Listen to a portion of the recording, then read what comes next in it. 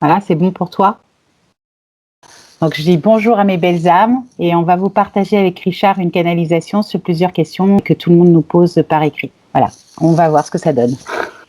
Allez, c'est parti.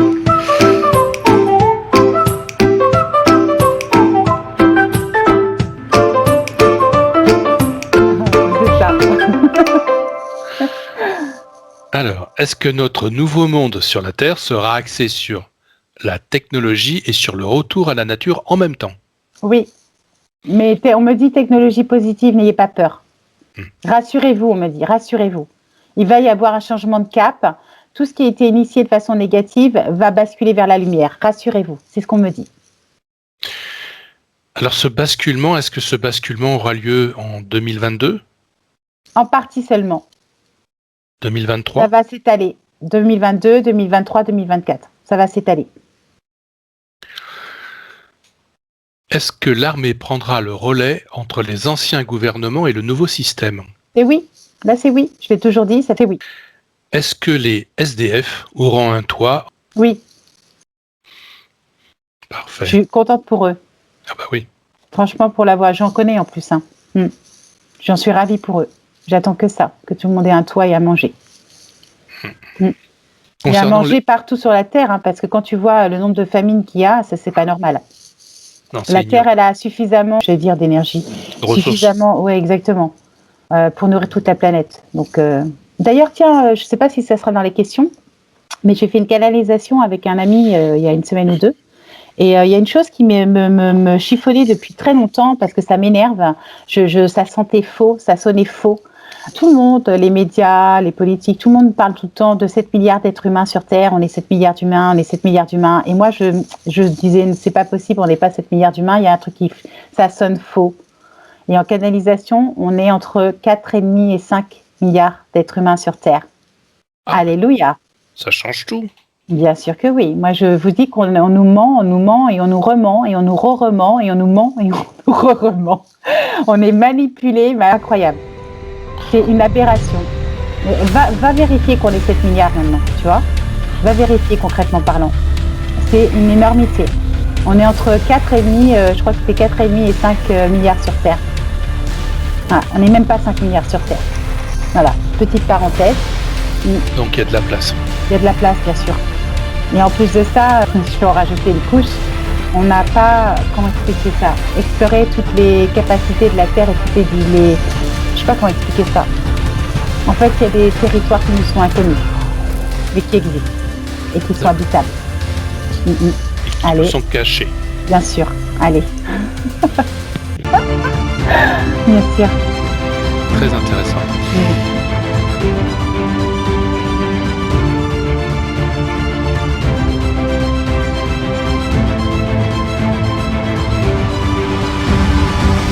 Nouveau chapitre concernant les lois. Oui. Est-ce qu'il est vrai que les certificats de naissance disparaîtront? Exact. J'en suis ravie. J'ai cramé ma carte d'identité il y a 2 ans. Est-ce que la fraude du nom légal va disparaître? On me dit oui. C'est prévu, c'est acté, c'est en cours et c'est déjà fait dans l'astral. Est-ce que nous allons réussir à reprendre notre souveraineté? C'est oui, oui, oui, 3 fois oui. Oui, on va y arriver. Est-ce que les lois qui nous sont imposées par l'État profond actuellement partout sur Terre vont devenir caduques? Pas toutes, une grande partie, une majorité. Alors c'est peut-être que toutes les lois sont pas pourries. Ouais, c'est pas parce que l'État profond les a faites qu'elles sont toutes pourries. Il y en a peut-être quelques-unes qui sont valables, tu vois. C'est pour ça qu'il faut faire des distinctions. Alors, est-ce que les lois nocives qui nous sont imposées là, par l'État oui. Là, c'est un oui. Tu n'as même pas besoin d'aller jusqu'au bout de la question, c'est oui. Tout ce qui va entraver la vie, déjà, va être supprimé. La sélection, comment expliquer ça? Tu sais, la façon dont on tue les animaux, les abattages, les machins en série, ça va être hyper restreint. Il va y avoir de nouvelles lois par rapport au respect de la vie, qu'elle soit minérale, végétale, animale et humain. C'est la vie qui va primer. Donc, il y a beaucoup, beaucoup de choses qui vont être modifiées, qui vont être supprimées. Ça va être quantifié. C'est-à-dire que, par exemple, on aura un quota, on pourra, j'en sais rien, moi, je mange pas de viande, je suis végétarienne et je suis en train de m'intéresser au prana, alors tu vois un peu. Mais en attendant, ceux qui mangent de la viande, par exemple, ça sera qu'une certaine catégorie de viande, ça sera du bio, du local, ça sera, je sais pas, tel pourcentage et pas plus, enfin, ça va être restreint. Ça va être canalisé, ça va être réglementé, comment on dit? Quand on met des normes. Normé. Merci, voilà. Allez, est-ce que les lois du common law sont lumineuses? Presque, pas toutes, mais presque, en grande partie. Et alors là, en très grande partie, genre 99%. Est-ce qu'en France, la 5e République va tomber? Pas tout à fait, mais presque en grande partie. Ça ne sera pas tout à fait comme ça que ça va se passer. Il va y avoir une transformation. Alors, est-ce que cette transformation sera au printemps 2021? Un peu plus tard, ça a pris du retard. Est-ce que ce sera à l'automne? Automne, c'est ce que j'entends. Pas avant automne. Cramponnez-vous, moi je vous le dis. Là, prenez, chouchoutez-vous, dorlotez-vous, ça, quand ça va péter, ça va péter. Ça a pris du retard, mais vous savez ce qu'on dit, reculer pour mieux sauter, ça va faire mal. Alors, nouveau chapitre, les pays et la France. Est-ce que l'Europe va se démanteler? En quelque sorte. Chaque pays va reprendre son... Ouais, en quelque sorte. Sa souveraineté. Moi, je vois les pays en fait, ils refont du protectionnisme pour se reconstruire. Il va y avoir des alliances, mais des petites alliances. Genre des alliances de 3, de 4, mais c'est tout. Alors, est-ce que la France va s'associer avec l'Espagne? Oui. Est-ce que la France va s'associer avec l'Italie? Pas sûr. C'est possible, mais c'est pas sûr. C'est comme si c'était en pourparlers. Est-ce que la France va s'associer avec le Portugal? C'est oui. Mais c'est marrant parce que moi, ça, je l'ai annoncé il y a 3 ans. Faut regarder mes vieilles vidéos. Est-ce que Paris sera déserté? Oui, en quelque sorte. En grande partie. Ouais, vraiment. Il y a des gens qui vont partir à l'étranger, il y a des gens qui vont partir en province. Ça va, par rapport à la capacité, enfin la population, on me dit que ça a déjà commencé. Et c'est pas fini. Ça va s'accélérer. Mais est-ce que Paris... Les loyers vont s'effondrer. Les loyers vont s'effondrer. Sur Paris. Ils vont avoir du mal, en fait. Je ne vais pas dire qu'ils vont donner leur appartement pour qu'ils soient habités, mais presque. Il va y avoir, et c'est tant mieux parce que c'est hallucinant de se loger à Paris, il va y avoir un effondrement du marché locatif au niveau des tarifs. Paris sera détruit. Alors on me dit en partie seulement, c'est-à-dire qu'il y a certains endroits où ça sera le cas, mais pas partout. Le feu, on me montre du feu, on me montre, c'est marrant, c'est comme un peu en mai 68, on me montre des caillasses, là, des pavés parisiens, on me montre des barricades, on me montre comme s'il y avait comment expliquer ça? c'est comme s'il y avait, je vais pas dire des guerres ou des batailles, mais des affrontements. Voilà, il y a des affrontements. On me montre entre des Dark Vador, donc ça doit être la police, hein, et le peuple. Et il y a des affrontements entre plusieurs. C'est comme si il y avait des côtés. Je sais pas comment expliquer ça. Il y a une partie du peuple qui est positif et une partie du peuple qui est là pour accentuer en fait le conflit, la bagarre, la guerre. Je sais pas comment expliquer ça. Ils se battent quoi en fait. Ce qu'on me montre, c'est qu'ils se battent. Mais c'est pas partout. C'est comme s'il y avait des endroits, des quartiers où il y avait des affrontements, mais des affrontements extrêmement violents. Hein. On me montre du sang et du feu. Est-ce que ce sera en 2021 ? Quelques-unes en 2021. Et en 2022 ? Oui. J'ai l'impression que, en fait, c'est fou, toutes les prédictions que j'avais faites sont réalisées, mais avec du retard. C'est comme si ça s'était étalé dans le temps. Comme quoi, on dit toujours qu'on n'arrive pas à dire les dates n'existent pas, mais en fait, ouais, ça va s'étaler. Les lignes de temps s'étirent. Hein. Est-ce qu'il sera avantageux en 2022 de quitter la France ? Ça dépend pour qui. Pour les USA ? Trop général, ça dépend, ça va être du cas par cas. Pour certains, ça sera avantageux, pour d'autres non. Il faut quand même savoir que certaines personnes sont faites vibratoirement pour être en France. Donc, c'est du cas par cas, ça. Moi, je suis une fille du Sud. En fait, je suis faite pour être au soleil, mais je vis en Bretagne, Sud, quand même. Mais ma place, pour l'instant, est en Bretagne, vibratoirement. D'ailleurs, j'ai hâte que la Bretagne devienne un pays. Hein. Je suis la première à demander ma nationalité bretonne. Oh là là. Là, pour le coup... Alors, est-ce que la Bretagne va devenir un pays ? Ah, on me dit pas pour tout de suite. Ah. Non, ça va être... je sais même pas si je le vivrai. Hein. Mais pas pour tout de suite. Mais en tout cas, c'est dans les choses possibles. Et on me dit la Corse aussi, hein. Toujours. Dès que je parle de la Bretagne, on me dit la Corse aussi. Je sais pas pourquoi la Bretagne et la Corse, c'est peut-être parce qu'on a du caractère. Mais en tout cas, il y a deux régions de France qui vont prendre leur indépendance, qui deviendront des pays, c'est ces deux régions-là, la Corse et la Bretagne. Est-ce que le gouvernement français va essayer d'emprisonner les personnes qui dénoncent la vérité sur la dictature ? Alors on me dit malheureusement certaines d'entre elles, oui. Mais ce seront quand même des cas exceptionnels. Mais je pense qu'il y en a quand même quelques-uns qui risquent d'être emprisonnés à tort, oui. C'est oui. Ouais. Après, on peut poser des questions de savoir est-ce que ces gens qui vont être emprisonnés pour avoir dit la vérité, est-ce qu'ils seront libérés par la suite ? Oui. Tu vois ? Est-ce que les personnes qui vont être emprisonnées pour avoir dénoncé la vérité concernant la dictature seront bien traitées ? Pas toujours. Ça dépend desquelles. Certaines oui, d'autres non. Est-ce que ces personnes-là qui seront emprisonnées seront libérées ? Pas toutes. Certaines oui. Est-ce que certaines vont mourir en prison ? On me dit malheureusement oui. Il y aura quelques cas. Après, c'est au niveau mondial, hein. On est d'accord. Hein. C'est au niveau mondial. On me dit oui. En fait, c'est des âmes qui se seront sacrifiées. Hein. Oui. Est-ce que Ali partira en 2022 ? Presque. Non, en 2023. Moi, j'avais annoncé en 2018 son départ en 2022. Et tu vois, là, on me dit 2023. Mais on me dit, rassurez-vous, c'est pour bientôt, ça peut s'accélérer. C'est toujours pareil, c'est cette problématique de temps, tu vois, de ligne de temps qui se contracte et qui se dilate, c'est comme une vibration. Donc, en 2018, je disais qu'elle allait partir en 2022 et tu vois, on est en 2021 et on me dit 2023.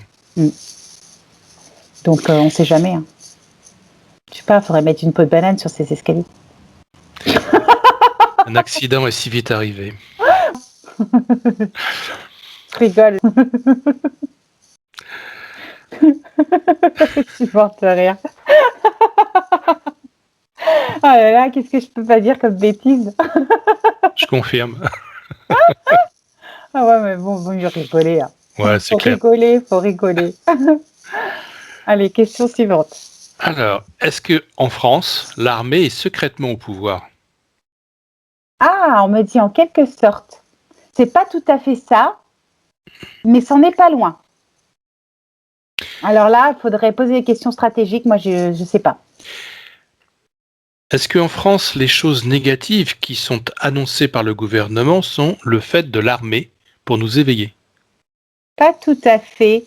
Pas tout à fait, mais c'est pas loin. Est-ce que le rôle de l'armée en France qui travaille dans l'ombre est là pour nous réveiller? Oui. D'accord. Ah, c'est oui. C'est marrant, hein, on m'a montré un prunier qu'on secouait. Nous sommes des prunes, à défaut d'en prendre. Ouais, bah, je voudrais pas avoir les prunes qui tombent, mais bon. Voilà, et c'est ce qu'on m'a montré. On m'a montré un prunier qu'on secouait pour faire tomber les prunes. Donc réveillez-vous, quoi. Plus vite vous serez réveillés et plus vite tout ça va s'arrêter. Ben oui. Oui, en même temps, là, tu t'adresses à des gens qui sont déjà réveillés. C'est exact. C'est clair. Zut. Bah oui. Alors, question redondante, est-ce que le gouvernement français est sous emprise militaire? En partie seulement. En grande partie quand même. C'est comme si l'élite du gouvernement français était sous emprise militaire. Et les autres ne sont pas forcément tous informés ou au courant. Ça se sait pas réellement, mais c'est le cas. On peut creuser. Est-ce que Coquille Vide est sous emprise militaire? Ah, on me dit en quelque sorte, c'est pas exactement ça. C'est encore plus tordu que ça. Est-ce que c'est un acteur qui travaille pour la lumière? Non. Alors, est-ce que moi est un acteur? On me dit oui. D'accord. Est-ce qu'il est là pour réveiller... Alors, attends, j'en ai une. Ah, c'est énorme. Est-ce que Coquille Vide est là pour jouer le rôle du méchant afin de réveiller les peuples? Est-ce que Coquille Vide est là pour jouer le rôle du méchant afin de réveiller les peuples? Pas exactement. Alors, pas exactement. Il n'est pas exactement là pour jouer le rôle du méchant. Alors, est-ce que Coquille Vide est là pour réveiller les peuples? Là, c'est oui. C'est oui. Mais il est vraiment méchant, par contre. Ça, c'est très étrange. En psycho, c'est un psychopathe. Hein. C'est un pervers narcissique en psychologie. Si tu prends son comportement, il a tout du pervers narcissique et du psychopathe. Hein. Ça fera pas dingue. Il n'a pas de conscience, pas de cœur, cet homme. Hein. Bon, ben, je connais déjà une qui va finir en prison. Ah. Ok, alors... Tu m'apporteras des oranges. Même pas peur. Est-ce que Jean est sous l'emprise militaire? On me dit oui. D'accord. Il n'y a pas que lui. Est-ce qu'Olivier est sous emprise militaire? Pas exactement. Olivier... Il est sous l'emprise de sa femme et sa femme, elle est sous l'emprise de l'argent. Est-ce qu'Olivier travaille pour le Parti communiste chinois? Indirectement. On me dit Big Pharma. D'accord. Il est noyé dans Big Pharma. C'est impressionnant. Et je crois que les Français avaleraient leurs crayons. On me montre des tonnes et des tonnes et des tonnes d'argent. Alors, des trucs, je crois qu'on ne pourrait pas les compter tellement il y a d'argent. C'est énorme. C'est colossal. C'est une histoire de fric, de fric, de fric. Oui. Est-ce que l'archer est sous emprise militaire? C'est mitigé. Pas tout à fait, mais presque en partie seulement. D'accord. Donc là, on arrive sous un autre chapitre.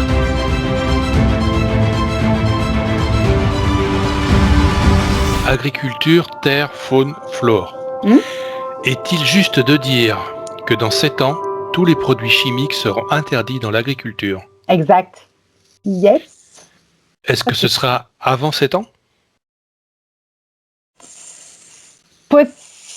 C'est possible, mais c'est limite. C'est temps. Est-ce que la terre et les animaux vont être respectés? Oui. Oui, on me dit oui, rassurez-vous. C'est oui. Et ça va aller au-delà de ce qu'on imagine. Ça va vraiment être génial. Ça va être petit à petit. Hein. Ça ne sera pas du jour au lendemain. Mais franchement, on va aller vers vraiment un monde meilleur. Vraiment. Le respect de la vie, ça va être le respect de la vie. Ouais. Enfin. Ouais, il est temps. On a failli attendre. C'est clair. Est-ce que la majorité de l'humanité va enfin prendre en considération le respect de la nature? Pas tous. Mais une majorité quand même, mais pas tout le monde. Et moi, on me dit 54%. Et 54% suffira. Est-ce que le glyphosate va être une bonne fois pour tout interdit? Oui, mais pas pour tout de suite. Dans un deuxième temps. Et c'est oui. Ça va peut-être prendre quelques années. Hein. En tout cas, ça fera partie des produits qui seront interdits. Oui, et interdits définitivement. Hein. Est-ce que la conscience de l'humanité va enfin se réveiller par rapport à la planète? Oui, c'est déjà en cours, hein. Faut pas croire. Par petits groupes, oui. Et on me dit qu'il y a même des dirigeants qui en ont conscience. En fait, il y a des dirigeants dans le monde qui ne sont pas forcément mis en avant, mais qui travaillent en sous-marin pour nous et pour la planète. Oui, il y en a, heureusement. Alors, est-ce que le CO2 est la cause du réchauffement climatique? Pas vraiment. C'est une aberration, une grosse bêtise. C'est un mensonge, une manipulation. C'est faux. On me dit c'est pas le gaz à effet de serre, c'est ce qu'on me dit, c'est pas ça. Non. Voilà. Et on me dit qu'en plus un cycle naturel est un cycle naturel. Il faut pas. Je suis morte de rire. Il faut pas donner à l'homme plus de pouvoir qu'il n'en a. C'est pas lui qui modifie le climat de la planète. C'est ce qu'on me dit. Hein. C'est pour ça que je rigole. En fait, c'est très très égotique de penser que nous petites fourmis, parce qu'on est des fourmis, il ne faut pas croire, au niveau de l'univers, c'est même des micro-fourmis. Hein. On est des microbes. On a un pouvoir de changer la planète. Pas du tout. C'est faux. C'est archi faux. Perso, j'en suis. Qui nous empêche pas de la respecter, hein, d'arrêter de jeter ses papiers, ses mégots, ses canettes. Ça, je suis la première à me... Une fois, j'ai fait comme dans le... Tu sais, on voit ce genre de trucs sur Facebook. Une fois, à feu rouge, il y a un jeune qui a acheté, je sais plus quoi, son cendrier, ses mégots, son truc d'hamburger, machin. J'ai traversé la route avec mon chien, j'ai tout ramassé et il n'a pas eu le temps, il était stupéfait. J'ai tout remis dans sa voiture avant de traverser. J'étais pétée de rire, je rigolais toute seule. Il était obligé d'avancer parce que le feu était vert. Il n'a pas eu la présence d'esprit de faire demi-tour tellement il était en état de choc. Je suis morte de rire. Et moi, je rigolais toute seule. Ça m'arrive. Mais ça m'arrive souvent de faire ce genre de trucs. Ah, mais moi, je me démène pas, j'ai peur de rien. Et je ris. En plus, je rigole. La tête qu'il a fait, j'en ris encore. Tu m'étonnes. Bah ouais, tiens, attends, t'as qu'à respecter. Hein. T'as raison. Est-ce que le braconnage, comme pour les éléphants, va être arrêté? On me dit oui. Pas tout de suite, mais ça va le faire. Oui. Il n'y a pas que pour les éléphants, mais ça va être arrêté. Ça va être interdit, strictement interdit. Ça va être extrêmement... ça fera partie des peines capitales. Oui. Oui. Est-ce que la chasse va être interdite? Pas tout à fait, mais presque. Ça va être réglementé, ça va être limité, ça va être restreint, mais ça ne sera pas interdit. Pas totalement. En tout cas, ça va être... Comment expliquer ça? Parce qu'on me montre que... c'est comme si tout le monde ne pourrait plus avoir de permis de chasse. Ça serait réservé. C'est comme si le permis allait être beaucoup contrôlé. En fait, tout le monde ne pourra pas porter une arme pour aller tuer un animal. Ça sera vraiment très, très sélectif au niveau des permis. Et il y aura quelque chose de carré, de cadré, que ce soit en période, en quantité, etc. Ça sera beaucoup plus... Attends.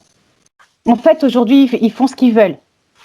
C'est comme une mafia, en fait. Je dis ça, je vais me faire descendre par un chasseur.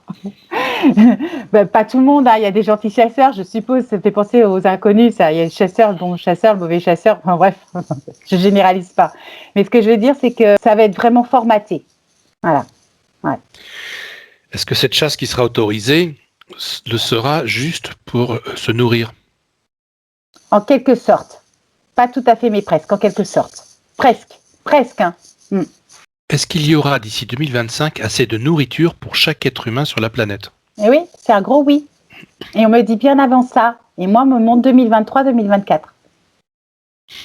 On me dit avance ça. En tout cas, j'avais dit 2025, on avait un pied dans la nouvelle Terre. Et 2030, on y était carrément. Ouais. Est-ce que la famine dans le monde va disparaître ? On me dit oui. On me dit bientôt, mais alors c'est toujours le bientôt de l'astral, je ne sais pas, hein, mais on me dit oui. C'est oui. On me dit rassurez-vous, hein, c'est pour bientôt. Est-ce que nous serons de plus en plus à se nourrir de prana ? Quelques-uns d'entre vous, oui. Mais moi, je sais que j'en fais partie. Ils n'arrêtent pas de me le dire là-haut, alors je suis en train de réfléchir et de méditer là-dessus. Je suis végétarienne, hein, je ne suis pas végétalienne, alors il va falloir que je passe du végétarisme au prana, il y a une petite marge d'effort à faire quand même. Hein. Déjà, il faut que je prépare mon mental. Parce que comme tu sais, l'homme mange, l'homme avec un grand H mange comment expliquer ça ? Tout est lié aux émotions, à l'émotionnel.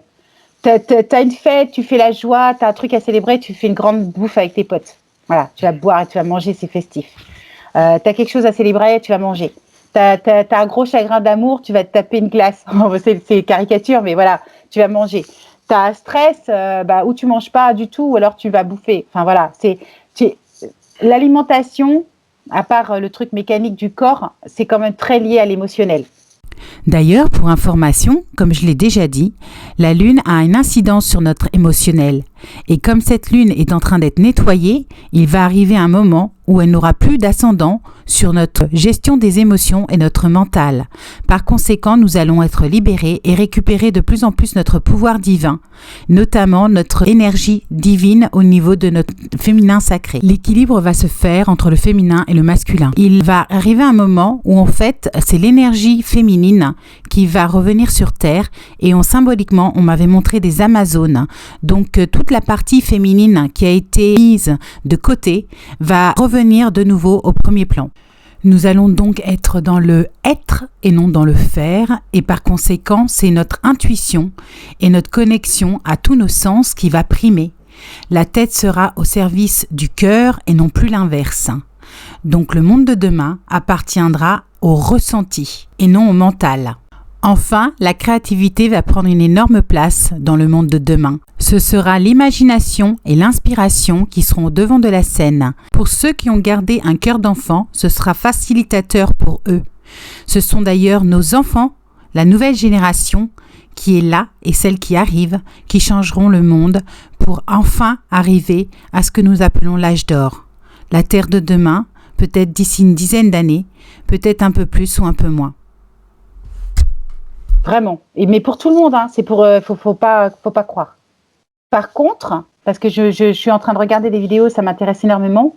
J'ai un truc, 2 fois je l'ai vu en vidéo. C'est pas parce que tu te nourris de prana que tu vas être maigre comme un clou. Hein. Ça, c'est une aberration. Il y a des femmes qui sont rondes comme moi et qui se nourrissent de prana. Donc, le poids physique n'a rien à voir avec le fait de se nourrir de prana. Alors, le prana, pour ceux qui ne savent pas, c'est de se nourrir de lumière, c'est-à-dire ne plus s'alimenter de solide. Voilà. Et donc, en fait, ça n'a rien à voir avec ton physique, mais rien à voir. Ça a à voir avec ton taux vibratoire. Plus tu montes en taux vibratoire, quand tu te nourris de prana, en fait, c'est comme si tu faisais, je ne vais pas dire un saut quantique, mais en fait, tu deviens pur comme la source. C'est juste le truc... C'est le nirvana, quoi. Moi qui voyais là une chance de maigrir. Ah, tu vas peut-être maigrir, mais tu vas reprendre et tu vas te stabiliser. Et en fait, ton poids normal, c'est ton poids normal. Voilà. Bah oui, parce qu'il y en a plein qui font avant de se nourrir de prana, souvent on fait des jeûnes. Moi, je fais des semi-jeûnes de façon naturelle, tu vois. Quand je me mange, il est 18-19 heures et après, je vais manger les 15 heures, 13-15 heures. En fait, je fais des semi-jeûnes de façon naturelle, puisque mon corps est au repos. Voilà. Jeûne partiel. C'est ça, un jeûne partiel. Et en fait, l'étape d'après, c'est... je pense que j'y viendrai, hein, je pense que je vais expérimenter parce que là-haut, ils me le disent. Mais ça va être encore une aventure. Peut-être que je le partagerai sur YouTube. Hein. Peut-être que je ferai des rechutes parce qu'apparemment, tous ceux qui sont initiés au prana font des rechutes et c'est normal. Parce qu'on n'y arrive pas du premier coup. Ça nécessite une préparation et du mental et du corps. On ne fait pas n'importe quoi, n'importe comment. Hein. C'est normal. Ça peut être dangereux. Hein. Il y en a qui sont décédés avec ce genre d'expérience. Hein. Donc, on ne fait pas n'importe quoi. Et puis on se fait suivre aussi. Bien. Pour finir cette partie, je voulais juste vous rappeler ce que j'avais dit dans certaines canalisations, c'est-à-dire que pour Gaïa, dans le futur, il y aura 2 fois plus de récoltes sur la Terre, on mangera 2 fois moins, il y aura de nouvelles espèces, aussi bien animales que végétales, certaines seront parties ou auront disparu et remplacées par d'autres au niveau vibratoire, c'est une question de cycle. Donc c'est tout à fait normal de voir apparaître de nouvelles espèces que nous ne connaissons pas et notamment au niveau alimentaire, et c'est déjà le cas sur Terre. Certains sont déjà informés et initiés en ce qui concerne la végétation et les animaux. Dernière information que je voulais vous donner, sachez que depuis le début de l'année, nous avons tous ascensionné et à tous les niveaux, même y compris dans le cosmos. À savoir ce que nous appelons par exemple les anges, les archanges, ce sont des archétypes pour nommer les vibrations, mais eux-mêmes ont évolué et ont ascensionné. Donc par exemple, quelqu'un qui canalisait comme moi jusqu'en fin d'année au niveau angélique, aujourd'hui canalise au niveau de la Trinité, et il en est de même pour vous. Vous avez tous des dons et des capacités, certains en ont conscience, d'autres pas, certains les utilisent et d'autres pas encore, et soyez certains en tout cas que tous vos dons et vos capacités vont vous être entre guillemets rendus. Le voile va être enlevé et votre connexion au divin va s'expandre de plus en plus. Plus nous allons avancer dans le temps, plus vous allez être en capacité de vous connecter à votre part divine. Depuis janvier, il se trouve que j'ai le pouvoir de bilocation. Et vous, qu'avez-vous découvert sur vous-même? Quel trésor vous a-t-on rendu? Sachez que nous allons nous reconnecter enfin à Gaïa. Nous allons enfin de nouveau nous reconnecter à nous-mêmes, à notre part divine, au niveau de notre reconnexion à la Terre. Par conséquent, il va arriver un moment où le passé, le présent et le futur ne feront qu'un. Ce fameux un de la source que nous recherchons tous, lié à l'amour inconditionnel et l'amour qui sera en comme un pour chacun d'entre nous. Par conséquent, votre mission est de toujours élever vos vibrations, en cultivant l'espoir, la foi et la joie. Quoi que nous ayons à affronter à l'extérieur, pensez à rester centré, ancré, enraciné et bonheurisez-vous toujours. Bye bye.